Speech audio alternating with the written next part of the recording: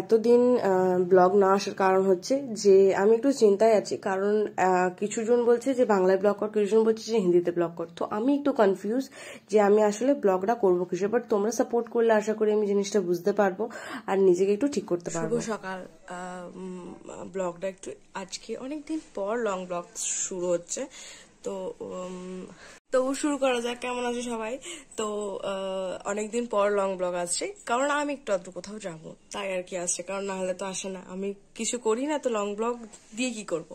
তো ব্যাপারটা হচ্ছে এটা যে এখন রেডি হতে হবে, অনেক জিনিসপত্র আনা আছে। তো আমি যদি মাঝখানে পারি তো ভিডিও করব। আমি যাচ্ছি হচ্ছে মামার বাড়ি, ভাইয়ের জন্মদিন আছে সেই জন্য। তো আপাতত আমি এখন চান করতে যাবো, বাপি চান করছে আর বাজে হচ্ছে এখন 9টা। তো কেক আনার আছে, আমাদের ব্যাগ অলরেডি একটু আধটু ওখানে ওই যে ওইটা রেডি আছে।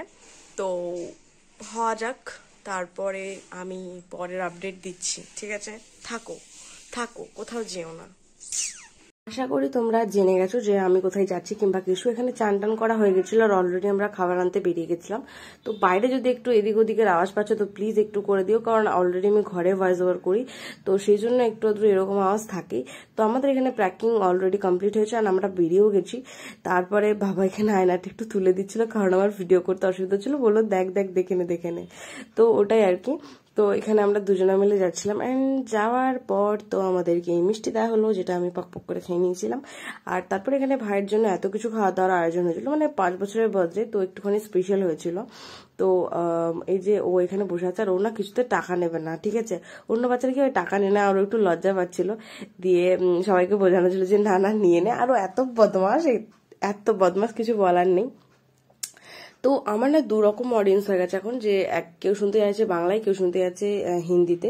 বাট ব্যাপারটা হচ্ছে যে আমি নিজে বুঝতে পারছি না যে আমি কোনটা কন্টিনিউ করবো কিংবা কোনটা করলে মানে ভালো হচ্ছে, সেটা আমি নিজেও জানি না।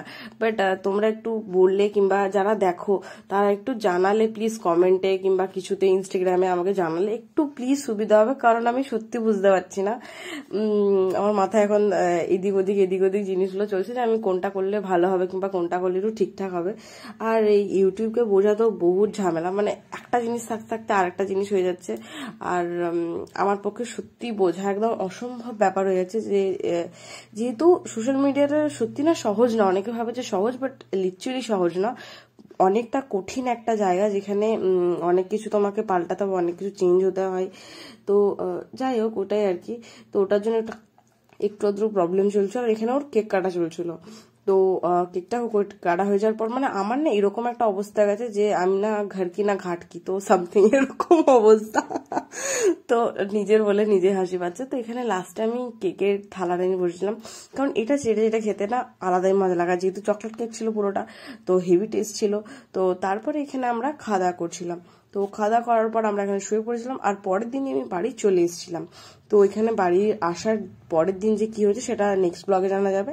তো আজকের জন্য এখানেই থাক। লাইক, সাবস্ক্রাইব, শেয়ার করে দিও, আর আমাকে ওটা প্লিজ একটু জানিও তোমরা মনে করে। প্লিজ ভালো থেকো, ঠিক আছে? টাটা, ভালো থেকো।